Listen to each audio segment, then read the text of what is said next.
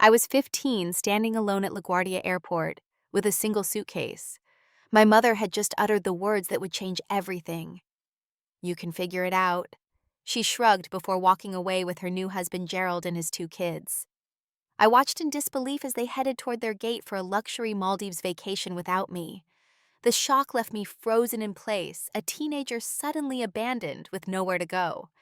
Before I begin my story of how that day completely transformed my life, drop a comment letting me know where you are watching from and hit subscribe so you do not miss more real-life stories about betrayal and redemption. My childhood had been fairly normal for the first 10 years of my life.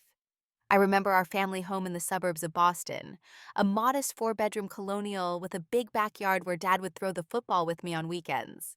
My father, Richard, worked in finance at a prestigious firm. He was not home as much as any of us would have liked, but he always tried to make up for it with weekend adventures and genuine interest in my life when he was around. Mom Amanda was a stay-at-home parent during those early years. She was attentive and loving, the kind of mother who never missed a school event and always had freshly baked cookies waiting when I got home.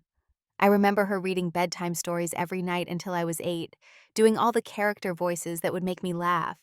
We had traditions that I cherished, like Sunday morning pancakes and summer road trips to the beach.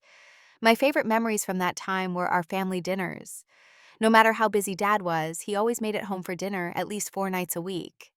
Mom would cook something delicious, and we would sit around the table talking about our days. Dad would share funny stories about his coworkers, and Mom would laugh in that musical way that made her eyes crinkle at the corners. I felt safe and loved. Holidays were especially magical. Every Christmas, we would drive up to Vermont to cut down our own tree. Mom would spend days decorating the house while playing old Christmas albums. Dad would lift me up to put the star on top of the tree, and we would all drink hot chocolate afterward. Those moments felt like they would last forever. But things started to change when I was around 10 years old. The 2008 financial crisis hit, and Dad started working even longer hours. The stress was visible on his face when he came home late at night. His once robust energy seemed drained. Instead of playing catch in the backyard, he would collapse on the couch with financial reports spread around him. Meanwhile, Mom began to change too. What started as occasional comments about being bored turned into daily complaints about our ordinary life. She started comparing our home to the mansions of Dad's bosses, our vacations to the exotic trips her college friends posted on Facebook. The warmth in her voice when talking to Dad cooled noticeably. "Is this all there is, Richard?" became her common refrain. "Working ourselves to the bone just to pay the mortgage on this house in the suburbs while your colleagues are vacationing in the south of France."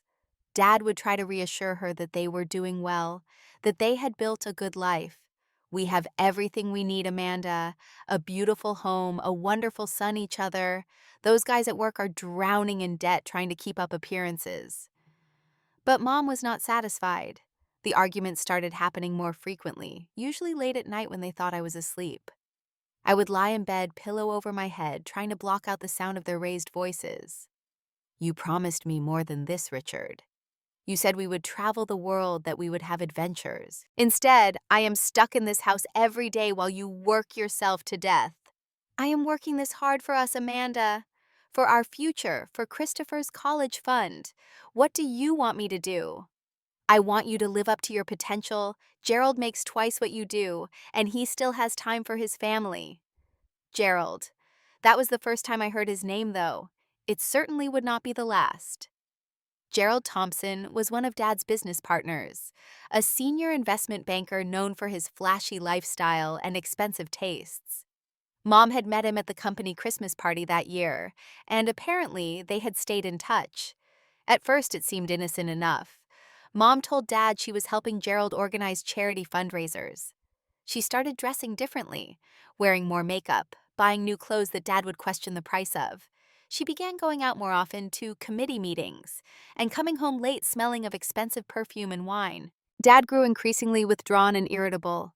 He would come home later and later, sometimes sleeping in the guest room to avoid confrontation. The playful banter at our dinner table, now a rarity, was replaced with tense silence or passive-aggressive comments.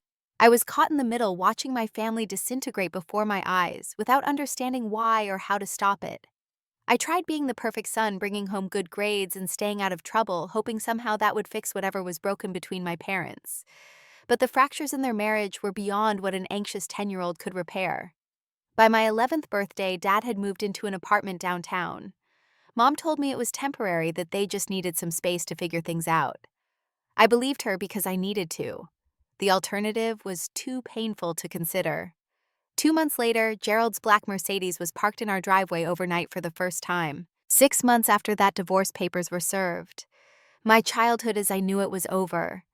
The divorce process was ugly and bitter, tearing apart the remnants of what I thought was a happy family. At 12 years old, I felt like a pawn in a chess game I never asked to play. Mom fought for full custody, claiming Dad was an absentee workaholic who barely knew his own son. She demanded an exorbitant amount in child support and alimony, citing the lifestyle she had become accustomed to, despite her recent complaints about our modest living. Dad seemed broken during the proceedings. There were dark circles under his eyes, and he had lost weight. During our court-mandated visitations, he would just stare at me sometimes, like he could not believe what was happening. "I do not want you caught in the crossfire, Chris," he told me during one of our weekends together. "Your mom and I both love you. That will never change." But something had changed. The day the divorce was finalized, Dad agreed to nearly all of Mom's demands, including limited visitation rights. It was as if he had given up completely. Later, I would learn he did this to spare me from a prolonged legal battle, believing a clean break would be less traumatic. Within a month, he had moved across the country for a fresh start. Our communication dwindled to brief birthday and Christmas calls that grew increasingly awkward as the distance between us widened. Meanwhile, Gerald moved from occasional overnight guest to permanent fixture in our lives. Mom sold our family home, and we relocated to Gerald's luxury apartment in Manhattan, a sprawling penthouse with floor-to-ceiling windows and a doorman who called everyone sir or madam. It was beautiful but sterile, lacking the warmth and memories of our old house. Gerald had 2 children from his previous marriage, William, who was 17, and Madison, 16. From the moment we moved in, they made it clear they considered us unwelcome intruders in their domain. William, tall and athletic, with his father's chiseled features, would ignore me completely, or make cutting remarks when adults were out of earshot. Madison, blonde and perpetually bored-looking, treated my mother and me like servants, leaving messes for us to clean up and complaining when we used her bathroom or kitchen. "Your mom is just the latest model," Madison informed me casually one day while texting on her phone. "Dad trades up every few years. Last one lasted 3 years, 4 months. I am keeping track." Mom either did not notice or chose to ignore the way Gerald's children treated us. She was too busy reinventing herself as the perfect society wife, taking tennis lessons at the country club, joining charity boards, and shopping at stores where the clothes had no visible price tags. She seemed intoxicated by this new world of wealth and status, leaving little time for her increasingly quiet son. Gerald himself barely acknowledged my existence unless it was to compare me unfavorably to his own children. "William is captain of the lacrosse team," he would announce at dinner. "Christopher, do you play any sports?" "No, well, not everyone can be athletic, I suppose." Or, "Madison just got accepted to Yale early decision, top of her class." "What were your grades like this semester, Christopher?" My room in the apartment was actually a converted storage space, barely large enough for a twin bed and desk. Meanwhile, William and Madison each had massive suites with private bathrooms and sitting areas. When I asked Mom about the disparity, she patted my cheek distractedly. "We should be grateful, Christopher. Gerald is being so generous letting us live here. Besides, you will be going to college in a few years anyway." And then college seemed like a distant escape hatch, but one I clung to desperately. I threw myself into my schoolwork, staying late at the library, to avoid coming home to a place where I clearly did not belong. I got a weekend job at a local bookstore, saving every dollar, though I was not sure what for. Perhaps just to have something that was mine alone. Over the next 3 years, Mom transformed completely. The woman who once made me chicken soup when I was sick and knew all my friends by name now barely noticed when I came down with the flu, leaving me to fend for myself while she attended a charity gala. She forgot my 14th birthday entirely, making it up a week later with an expensive gaming console that Gerald's assistant had purchased. "This is what all the boys want, right?" she asked, not waiting for an answer before rushing off to a lunch appointment. I watched her become a background character in Gerald's life, always agreeing with his opinions, laughing at his jokes, adapting her tastes to match his. On the rare occasions when we were alone, I barely recognized the woman who raised me. It was as if she had erased our past life, completely embarrassed by the memories of our modest home and the man she had once loved enough to marry. "We have a real chance at happiness now, Christopher," she told me once after a glass too many of wine. "Gerald can give us everything your father never could. You will understand when you are older. Sometimes you have to make difficult choices to get what you want in life." What I understood was that I had become an inconvenient reminder of her previous life, one she was increasingly eager to forget. The summer I turned 15, Gerald announced he had planned a special vacation to celebrate 2 years of marriage to my mother. They would be spending 3 weeks at an exclusive resort in the Maldives, staying in one of those overwater bungalows you see in travel magazines.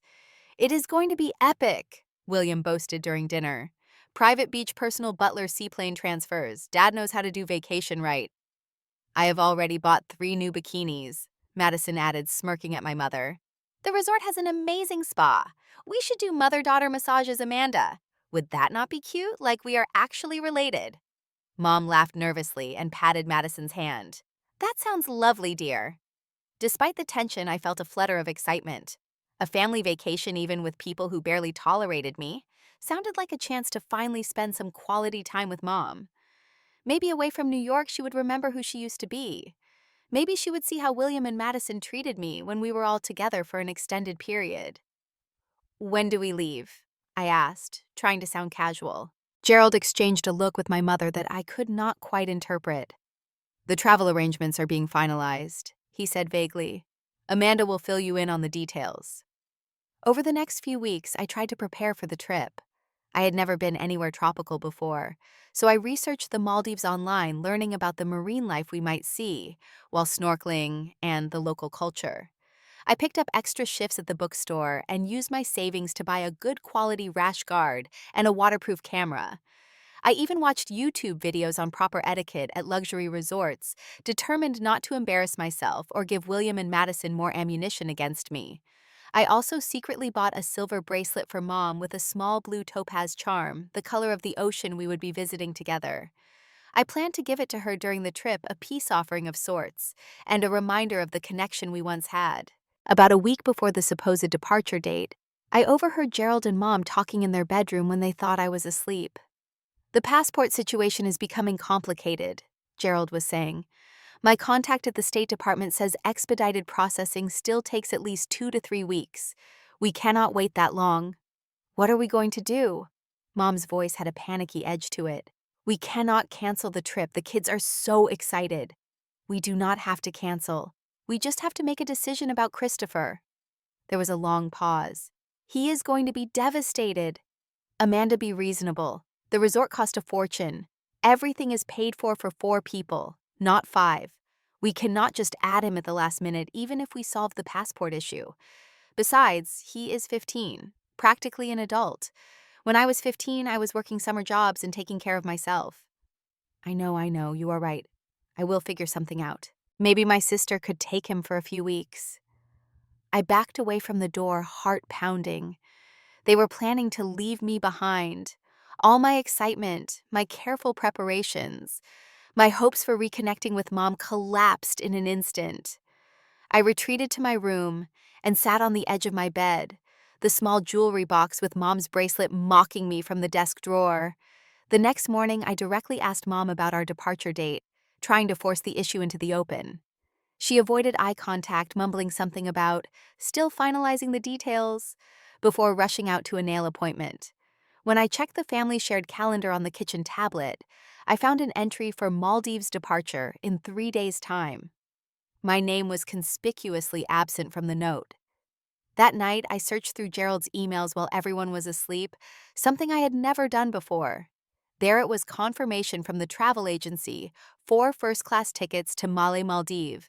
4 names listed: Gerald Thompson, Amanda Thompson, William Thompson, Madison Thompson.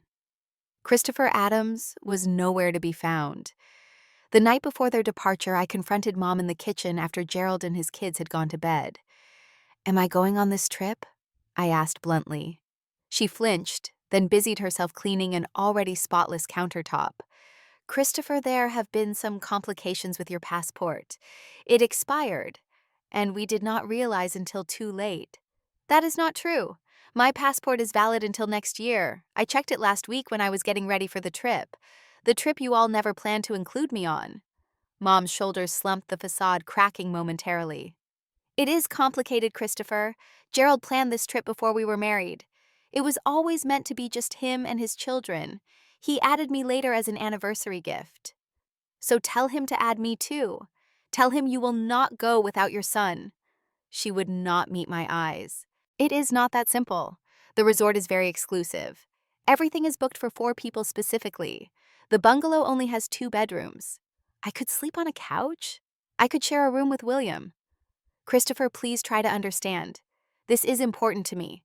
Gerald goes all out for these family vacations. I have never experienced anything like it. Just 3 weeks.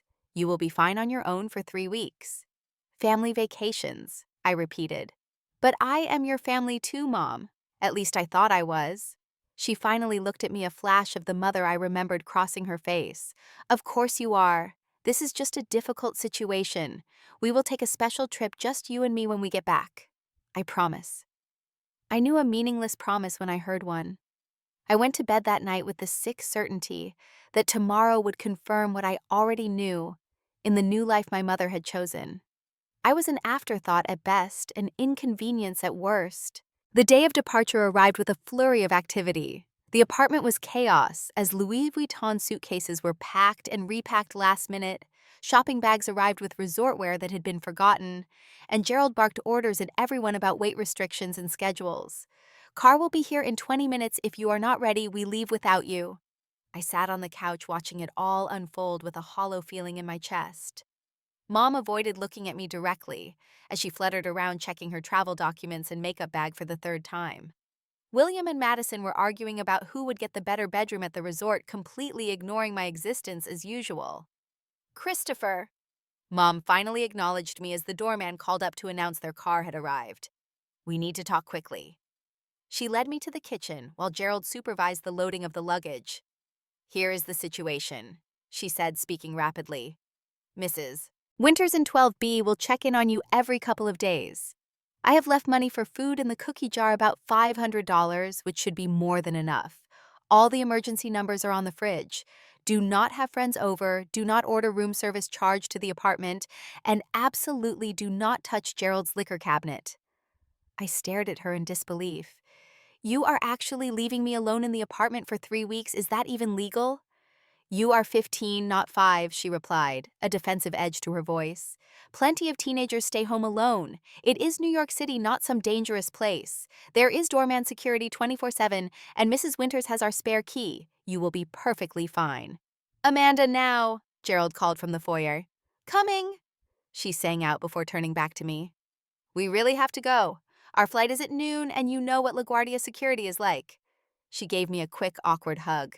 I stood rigid, not returning it.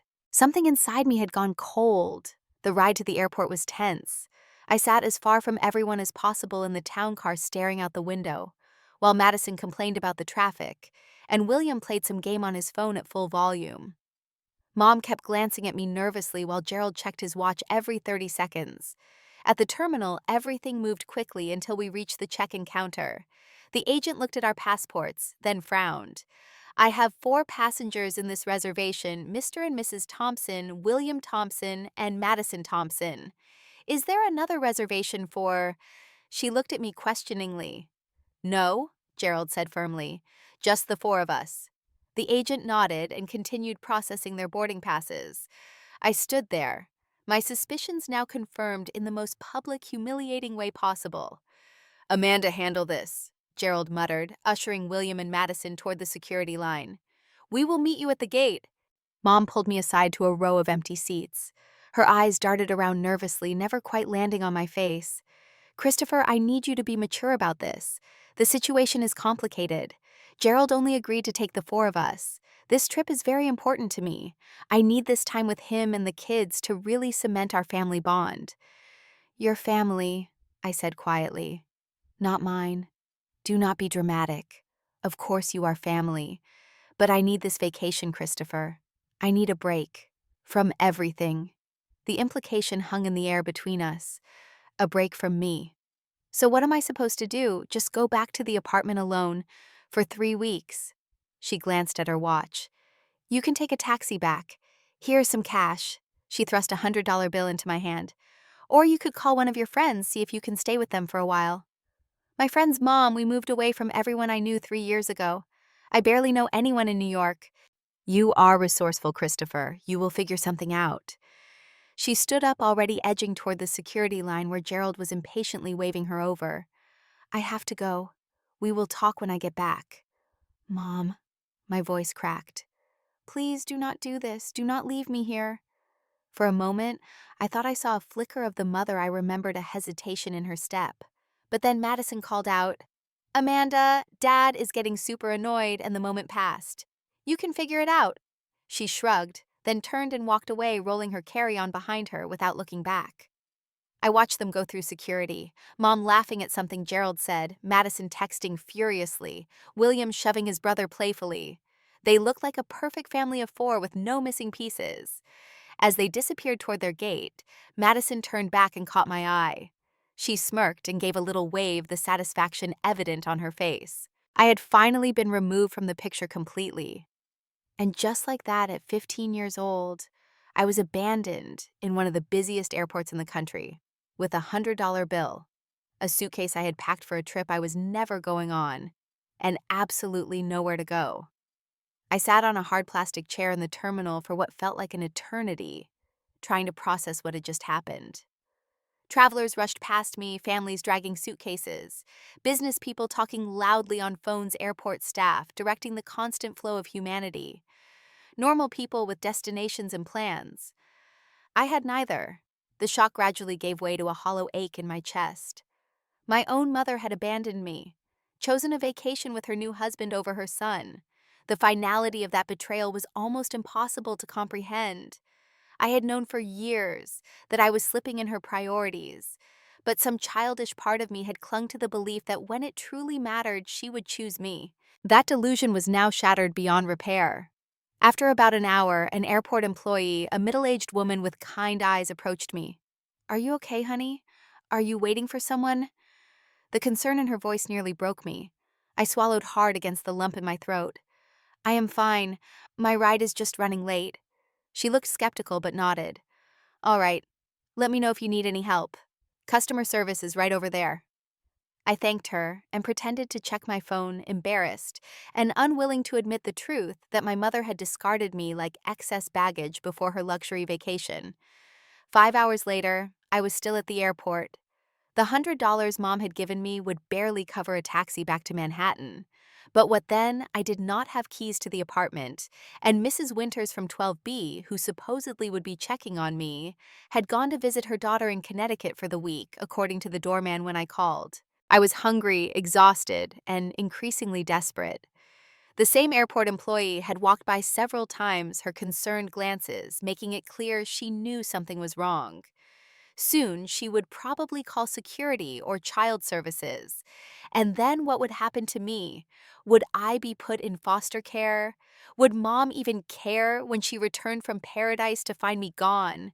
As the afternoon stretched into evening, I finally accepted that I needed help, and there was only one person I could think to call.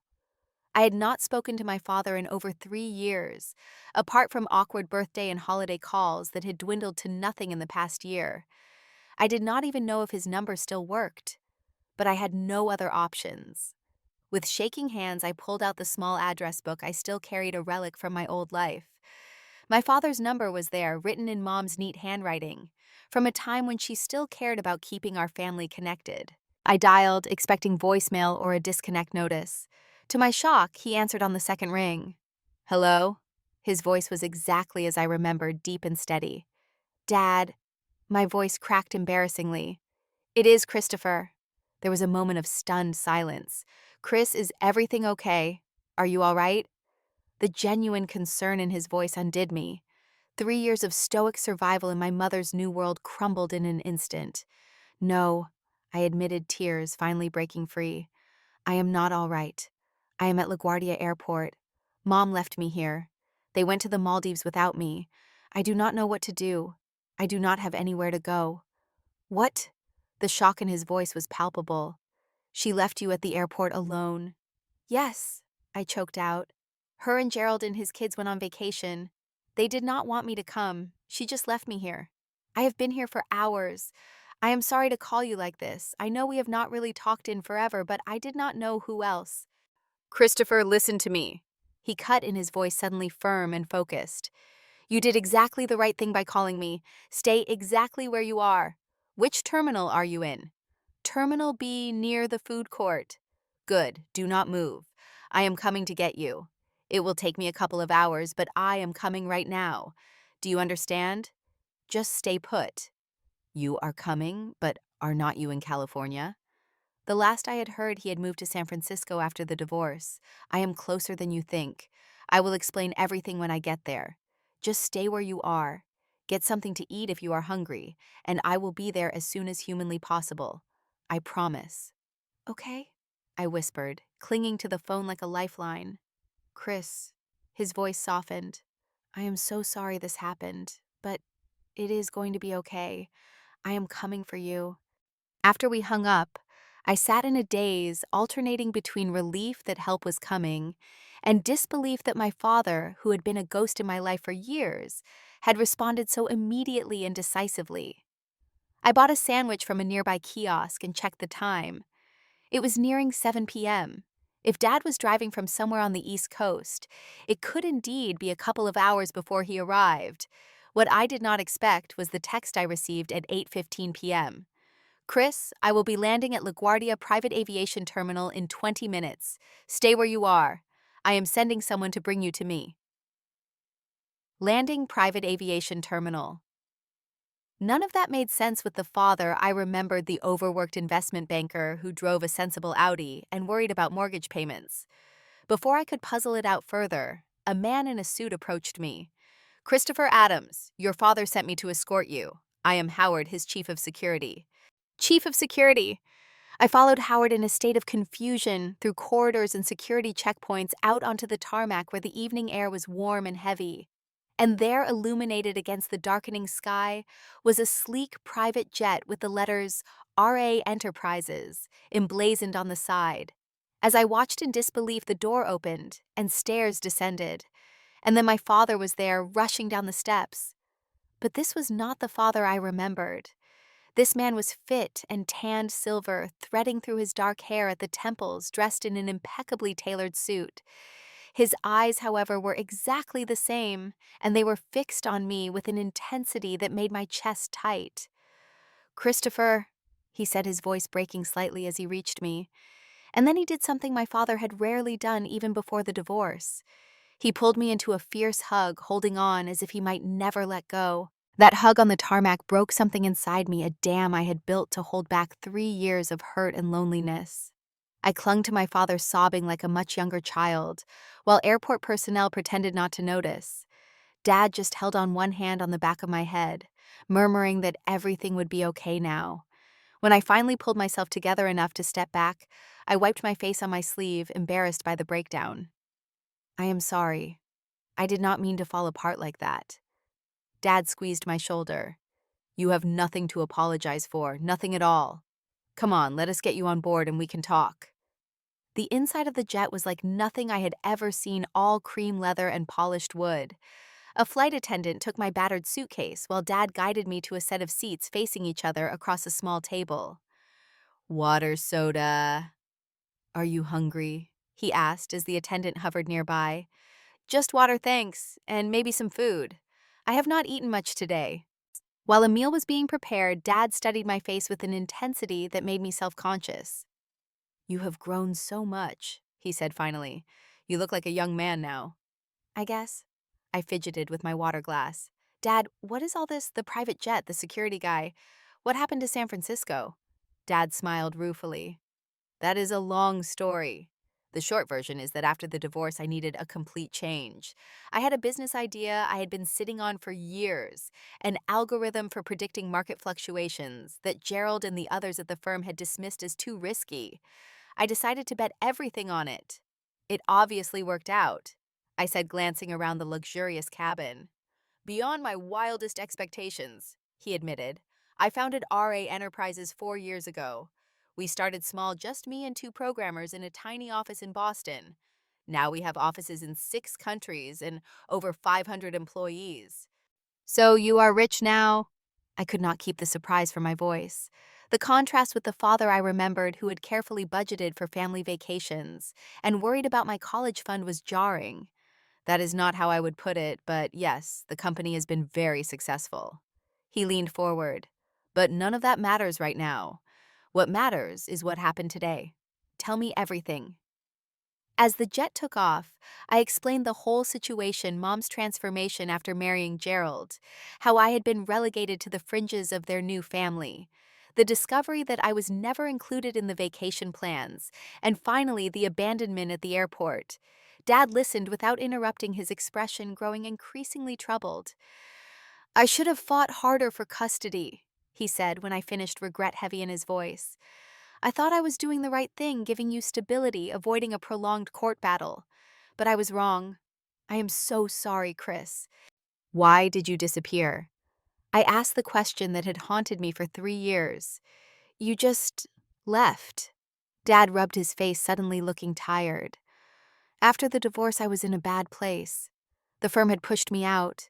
Your mother had moved on with Gerald. I had lost everything that mattered to me. I convinced myself you would be better off with a clean break, that seeing me struggle would only hurt you more. So I told myself that stepping away was an act of love. He looked me directly in the eyes. I was wrong. It was actually an act of cowardice, and I have regretted it every day since. When the business took off and I got back on my feet, I tried to reconnect, but your mother made it difficult. Changed your phone number, returned letters. Eventually, I hired a private investigator just to make sure you were okay from a distance. This revelation stunned me. You were checking on me all this time. Every month.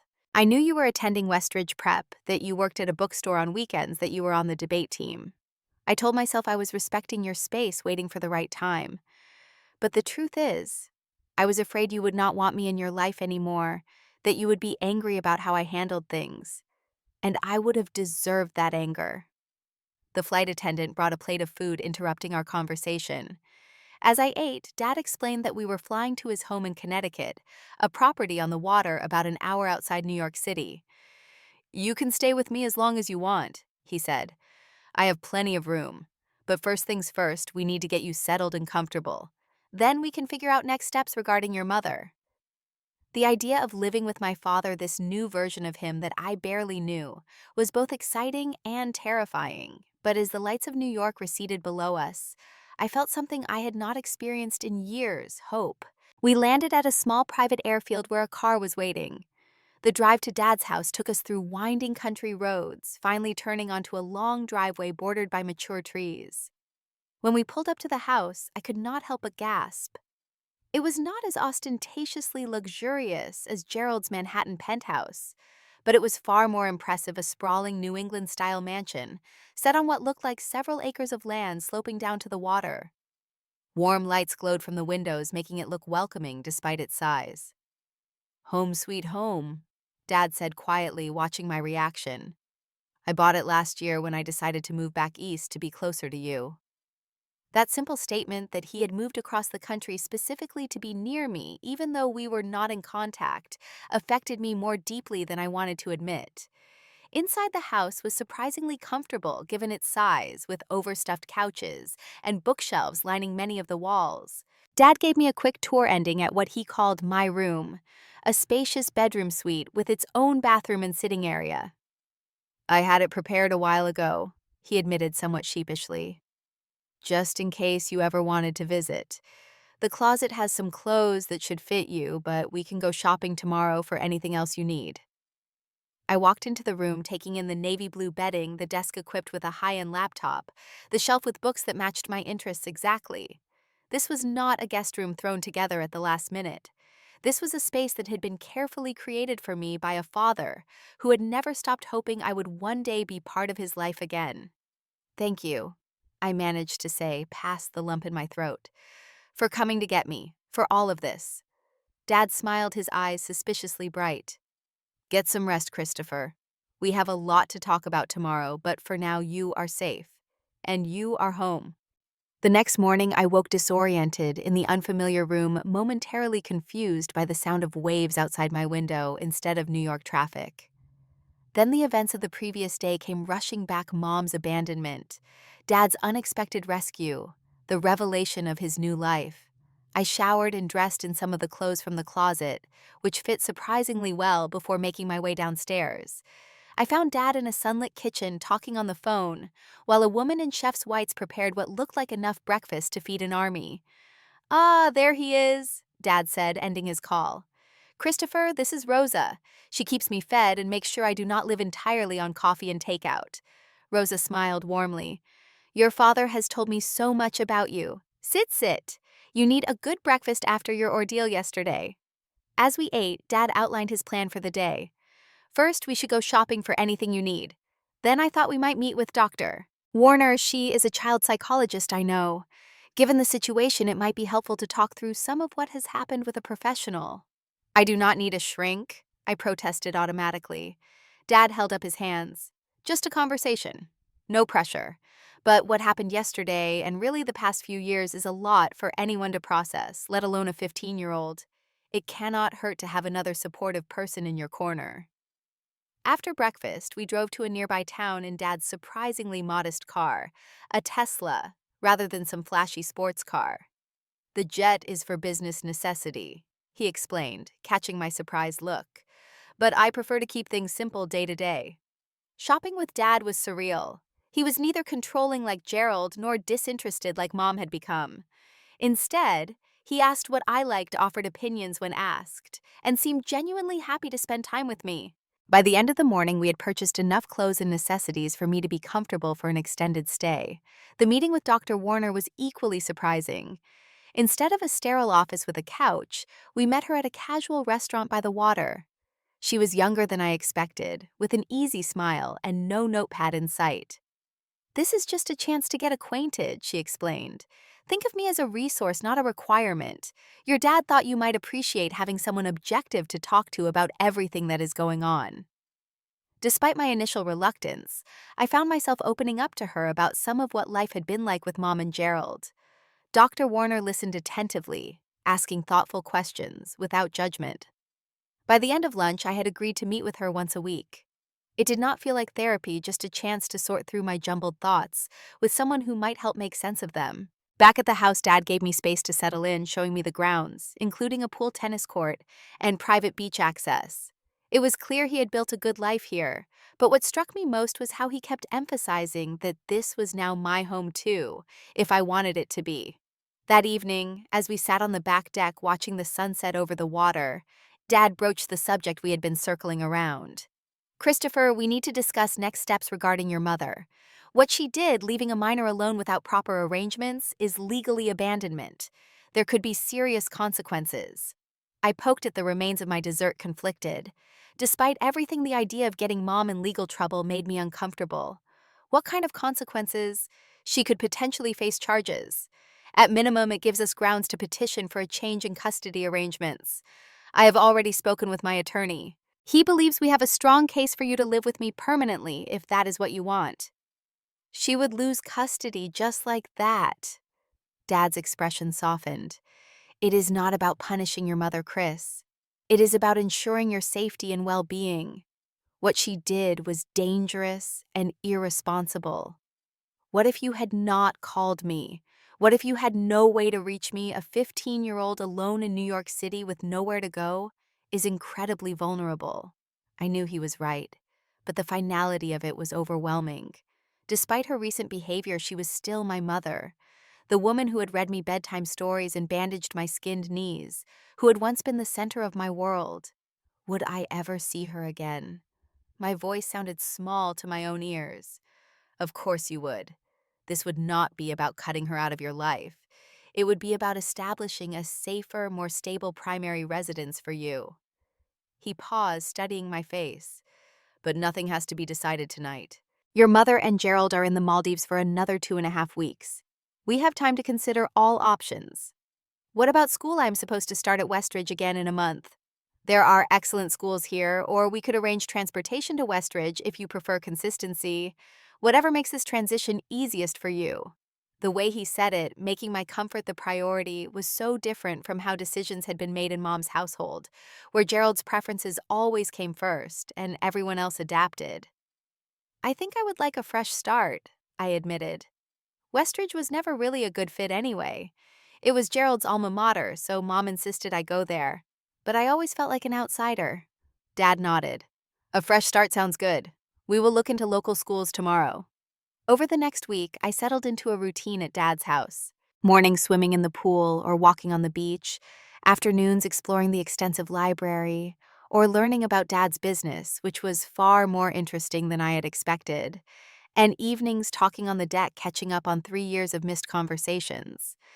I met some of Dad's colleagues, including Howard, the security chief, who had escorted me at the airport, and learned that Dad had built a company culture known for both innovation and integrity. His employees clearly respected him not just for his success, but for how he treated people. I also had 2 more meetings with Dr. Warner, which helped me begin to process the complex emotions surrounding my mother's actions. It is okay to be angry, she told me. It is also okay to still love her. Feelings are rarely simple, especially when it comes to parents who have hurt us. By the beginning of the second week, we had toured 3 local private schools, settling on Lakeside Academy, which had an excellent academic program and impressive arts facilities that matched my interests. The headmaster had been warm and welcoming, assuring us that mid-year transfers were not uncommon and that I would receive all the support needed to adjust. We were just returning from finalizing my enrollment when Dad received a call that would change everything again. From his side of the conversation, I gathered it was from the doorman at Gerald's building in Manhattan. Yes, I understand, Dad was saying. No, that is perfectly appropriate. Thank you for calling me directly. After hanging up, he turned to me with a serious expression. That was Eduardo from your mother's building. Apparently, she has been trying to reach you. When she could not get through, she called the building in a panic. Eduardo remembered meeting me once when I dropped off a birthday gift for you last year, so he called me instead of involving authorities. My stomach nodded. She is back. I thought they were gone for another week at least. Apparently, they cut the trip short and returned yesterday. Your mother went to the apartment expecting to find you there, and when you were not, she became hysterical. Eduardo said she has been calling your friend's neighbors, even the local police. What did you tell him? Just that you were safe with me, and that he could inform your mother of that fact. I also told him my attorney would be in contact regarding the situation. I sat heavily on the couch, suddenly overwhelmed. The bubble of safety and normalcy I had been living in for the past 10 days was about to burst. Is she going to try to take me back? Dad sat beside me. She can try, but legally she does not have a strong position after what happened. My attorney has already filed for emergency custody based on abandonment. We have documentation from the airport, witness statements, everything we need. My phone, which had been mostly silent since I arrived at Dad's house, suddenly lit up with notifications. Multiple missed calls and texts from Mom, each more frantic than the last. Christopher, where are you? This is not funny anymore. Come home immediately. I am calling the police if you do not answer right now. How could you do this to me after everything I have done for you? That last one made something harden inside me. After everything she had done for me, she had abandoned me at an airport so she could vacation with her new family. She had consistently chosen Gerald and his children over me for years, and now she was playing the victim. I handed the phone to Dad without responding to any of her messages. I do not want to talk to her yet. I am not ready. He nodded, respecting my decision. You do not have to do anything you are not comfortable with. But we will need to address the situation legally. My attorney has suggested a meeting at his office with your mother and her representation if she chooses to bring any. Would you be willing to attend that? The thought of facing Mom was daunting, but I knew it was necessary. Yes, I think I need to tell her directly how her actions affected me. No more pretending everything is fine when it is not. Dad squeezed my shoulder. That is very mature of you, Christopher. We will make sure you have all the support you need for that conversation. 2 days later, we were sitting in the conference room of Dad's attorney's office in downtown Manhattan. Mr. Goldstein was a distinguished older gentleman with a reputation as one of the best family law attorneys in the city. He had walked us through what to expect, emphasizing that this was a preliminary discussion to establish facts and preferences, not a court hearing. When Mom walked in with Gerald at her side, I almost did not recognize her. Gone was the polished, confident society wife. This woman looked haggard and frantic, her designer clothes wrinkled as if she had slept in them. She gasped when she saw me rushing forward as if to embrace me before Dad's attorney gently intercepted her. "Please take a seat, Mrs. Thompson. We have much to discuss." "Christopher," she said, ignoring Mr. Goldstein completely. "What is going on? Why did you not come home? Do you have any idea how worried I have been?" Before I could answer, Gerald cut in. "This is ridiculous. The boy obviously ran away to get attention. Now he has got it, so let us wrap this up and get back to normal." Mr. Goldstein's expression cooled noticeably. "Mr. Thompson, with all due respect, normal in this case involved abandoning a minor at an airport with no adequate arrangements for his care. That is not only irresponsible, but potentially criminal." Gerald's face reddened. "That is absurd. The boy is 15, not 5. He knew how to get home. Amanda left him money for a taxi." "A taxi to an empty apartment he could not enter because he did not have keys," Dad interjected calmly, "with a neighbor who was supposed to check on him who was actually out of town. For 3 weeks. In what world is that adequate care for a child?" Mom had the grace to look ashamed, at least momentarily. "There was a misunderstanding about Mrs. Winter's availability. I thought she would be there." "And you did not confirm this critical detail before abandoning your son at an airport?" Mr. Goldstein asked. "I did not abandon him," Mom protested. "I just left me." I finished for her, speaking for the first time. Everyone turned to look at me. "You left me, Mom. You chose a vacation with your new husband and his kids over me. You literally walked away while I begged you not to go." "Christopher, you are being dramatic. It was just a trip. We would have been back in 3 weeks. 3 weeks during which I had nowhere to go." I continued, finding my voice growing stronger. 3 weeks during which you did not even check to make sure I got home safely. You did not call or text until you got back and found me gone. Did you even think about me once while you were in paradise?" Mom's face crumpled. "Of course I did. I thought about you every day. I brought you back gifts." The absurdity of that statement, as if a souvenir could make up for what she had done, was almost laughable. "Gifts? Wow. That makes it all better then." Gerald placed a restraining hand on Mom's arm as she tried to speak again. "Let us cut to the chase. What exactly are you after here, Richard? Money, is that what this dramatic production is about? Because if you think you can extort us with threats about abandonment charges, you are mistaken." Dad's expression remained impassive. "This is not about money, Gerald. This is about Christopher's well-being. We are petitioning for a change in the custody arrangement based on Amanda's demonstrated inability to provide proper care and supervision." "This is outrageous," Gerald sputtered. "One incident and you are trying to take her son away. No judge would agree to that." "One incident." Dad's voice finally showed a hint of the anger he had been controlling. "Christopher has been living as an unwanted outsider in your household for 3 years. He was given a converted storage space as a bedroom while your children had luxury suites. He was consistently excluded from family activities. And finally, yes, he was abandoned at an airport, so the 4 of you could enjoy a luxury vacation. I believe any judge would find that deeply concerning." Mr. Goldstein slid a folder across the table. "These are the documents we have filed with the court, including witness statements from airport personnel and security footage showing Mrs. Thompson leaving Christopher at the terminal.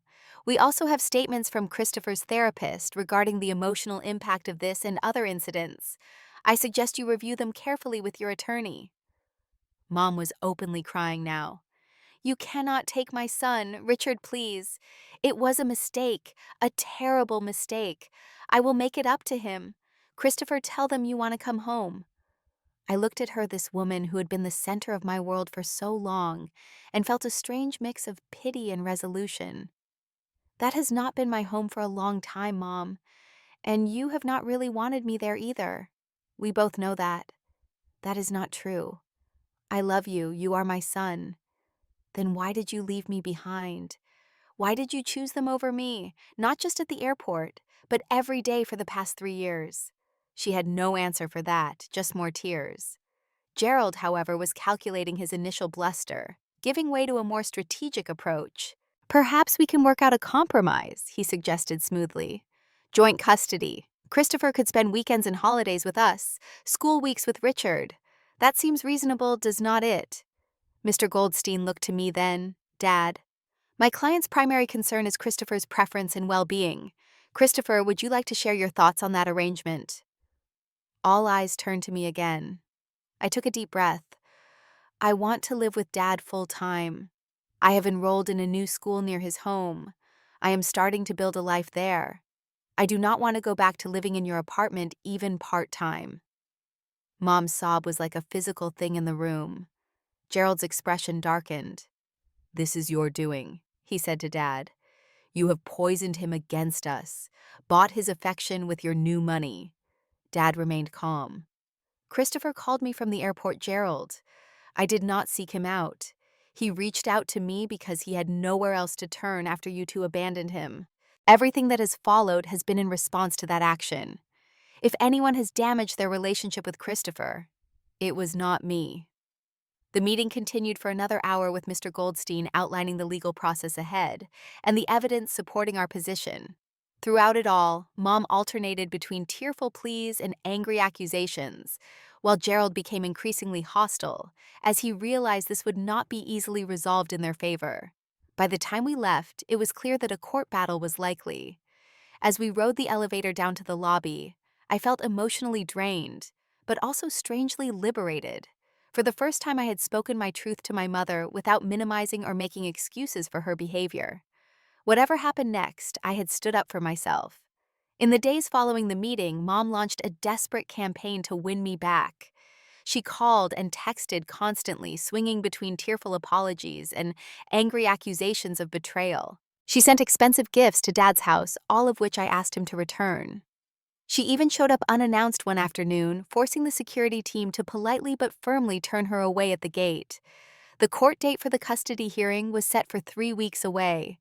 In the meantime, Mr. Goldstein advised us to document all contact attempts and to maintain the status quo with me staying at Dad's house and attending my new school, which had agreed to let me start early given the circumstances.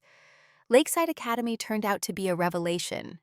The teachers were engaged and supportive, the curriculum challenging but interesting. And most surprisingly, the other students were welcoming. After years of feeling like an outsider at Westridge, where Gerald's influence meant I was treated as a charity case among the elite, it was strange to be accepted simply for who I was. I made friends quickly, particularly with a group of kids in the school's robotics club, which I joined during my second week. Dad took a genuine interest in my school activities, attending a club demonstration, and meeting my teachers without making a show of his wealth or status, something Gerald had never managed. At home, Dad and I fell into a comfortable routine. Breakfast together before school, dinner together most nights, unless he had a late business meeting, and weekends spent either exploring the area or just relaxing at the house. We discovered shared interests we had never known about, from science fiction novels to jazz music, to a slightly embarrassing addiction to reality cooking shows. The contrast with life in Gerald's apartment could not have been more stark. There, I had been an inconvenience to be managed. Here I was valued and included. Dad consulted me on decisions, respected my opinions, and seemed genuinely interested in who I was becoming as a person. You know, he told me one evening as we sat on the deck after dinner, I spent 3 years building this business thinking success would fill the hole left by losing you and your mother. But it never did. Having you here, getting to know you as the young man you are becoming, that is worth more than everything else combined. 2 days before the court hearing, Gerald showed up at the gate alone. Dad was at work and I was home studying. Howard, the security chief, called up to the house. Mr. Thompson is requesting to speak with you, Christopher. We can send him away if you prefer, but he seems quite insistent. Curiosity won out over apprehension. It is okay. You can let him in, but please stay nearby. Gerald looked different from the polished, arrogant man I was used to. His expensive suit was impeccable as always, but there was a tightness around his eyes, a tension in his posture that spoke of stress. "Christopher," he greeted me stiffly as Howard showed him to the living room. "Thank you for seeing me." "What do you want, Gerald?" I asked, remaining standing while he took a seat. "I will be direct. This legal situation has become problematic. The publicity is not good for my business or reputation. I would like to resolve it without further court proceedings." I almost laughed. Of course he was concerned about his reputation, not about me or even about Mom's distress. "What are you suggesting?" "Your mother is devastated. Whatever you believe, she does love you. She made a terrible mistake, one she regrets deeply. But dragging this through the courts will only hurt everyone involved, especially her." "So what do you want me to do?" "Just forgive and forget. Pretend she did not abandon me at an airport." Gerald shifted uncomfortably. "I was thinking perhaps a more formal arrangement. You clearly prefer living with your father, which is understandable given his new circumstances. I propose we agree to that arrangement officially with generous visitation rights for your mother, and avoid the messiness of a court battle." The subtext was clear. Gerald wanted this problem to go away quietly, without public records of abandonment or neglect that might damage his sterling reputation in financial circles. Mom's feelings were secondary, a convenient emotional lever to use on me.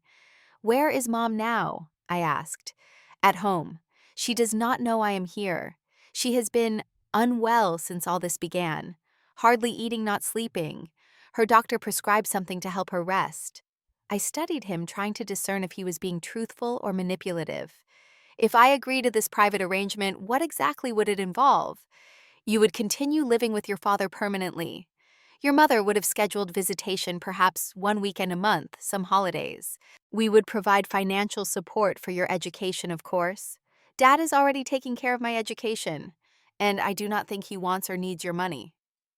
Gerald's jaw tightened at the implied comparison of their financial situations. "Nevertheless, we have obligations we intend to meet."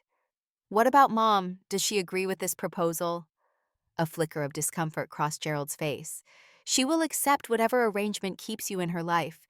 She understands that mistakes were made." "Mistakes," I repeated flatly. "Is that what you call leaving a 15-year-old stranded at an airport?" "We all regret what happened, Christopher," Gerald said with forced patience. "The question is whether we move forward productively or drag this unpleasantness through the courts." I considered him for a long moment. "I will discuss it with Dad and our attorney. That is all I can say right now." Gerald nodded stiffly and rose to leave. At the door he hesitated. "For what it is worth, I did not realize the full situation when we left the airport that day. I thought proper arrangements had been made for you." Whether that was true or just an attempt to absolve himself of responsibility, I couldn't tell. But it was the closest thing to an apology I had ever heard from Gerald Thompson. After he left, I called Dad at work and explained the visit. He came home early, concerned about the unexpected confrontation, and we discussed Gerald's proposal with Mr. Goldstein on a conference call. "It is essentially what we were seeking anyway," the attorney advised. "Full custody to your father with visitation rights for your mother. The main difference is that it would be a private agreement rather than a court order." "Which means less enforceability if they violate the terms," Dad pointed out. "True, but also less public record of the abandonment, which is clearly their main concern.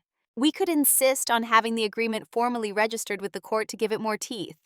Dad looked at me. "What do you think, Chris?" "This is ultimately about your life and well-being. What would make you most comfortable going forward?" I thought about Mom apparently falling apart in the apartment while Gerald negotiated to make the problem disappear. Despite everything, I could not help but feel a twinge of concern for her. She had been a good mother once before Gerald, and his world of wealth had changed her. "I want to live with you permanently," I told Dad, reaffirming what we already knew. "But I do not want to cut Mom out of my life completely. I am still angry about what happened, but I do not want to punish her forever either." Dad nodded thoughtfully. "That is very mature, Chris. So perhaps we consider Gerald's proposal, but with some modifications to ensure your mother gets the support she needs as well." The next day we met with Gerald, Mom, and their attorney at a neutral location. Mom looked terrible, thin and pale with dark circles under her eyes. She kept reaching toward me as if to touch my arm or face, then pulling back uncertain of her welcome. Mr. Goldstein presented our counter proposal. I would live permanently with Dad, with Mom having visitation 1 weekend a month initially, potentially increasing over time. Additionally, Mom would attend therapy both individually and eventually joint sessions with me to address the underlying issues that had led to her behavior. Therapy. That is ridiculous, Gerald objected immediately. Amanda does not need therapy. She made one mistake. Actually, Mom spoke up, her voice small but determined. I think it is a good idea. I have not been myself for a long time. I want to understand why I did what I did. I want to be better. Gerald looked at her in surprise, clearly not expecting this deviation from his script. Mom continued, looking directly at me for the first time. I am so sorry, Christopher. Not just for the airport, but for everything before that. For not seeing how unhappy you were. For not protecting you, for letting you become an outsider in what should have been your home too. I do not expect you to forgive me right away, but I want to earn back your trust, however long that takes. The sincerity in her voice caught me off guard. This was not the polished society wife Gerald had created, nor was it the distracted, status-obsessed woman she had become. For a moment, I glimpsed the mother I remembered from childhood, the one who had once put me at the center of her world. I would like that, I said quietly. I would like for us to try to rebuild something better.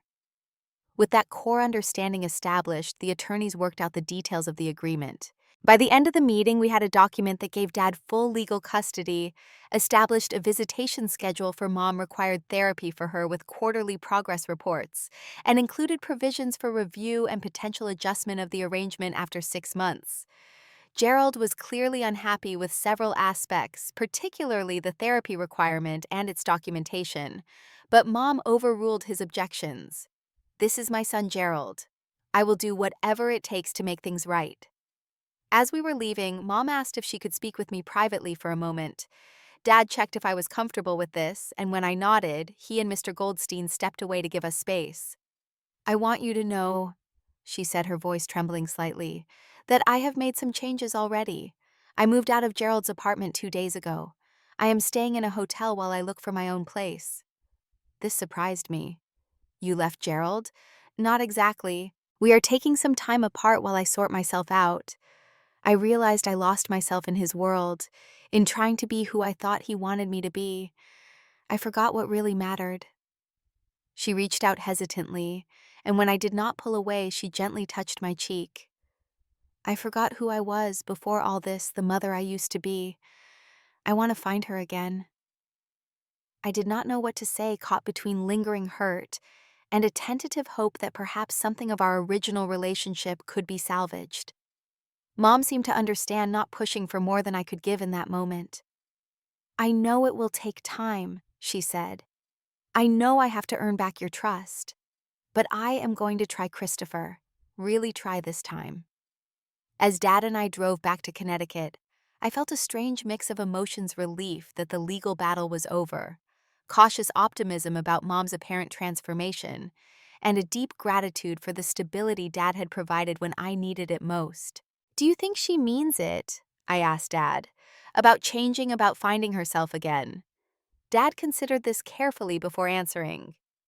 I think she wants to mean it. Whether she can follow through will depend on a lot of factors, including whether she can truly separate her identity from Gerald and that lifestyle. But the fact that she is trying is significant. And regardless of what happens with her, you will always have a home with me. That promise, simple but profound, was exactly what I needed to hear. After years of feeling like an inconvenient appendage in my mother's new life, I finally had a place where I truly belonged.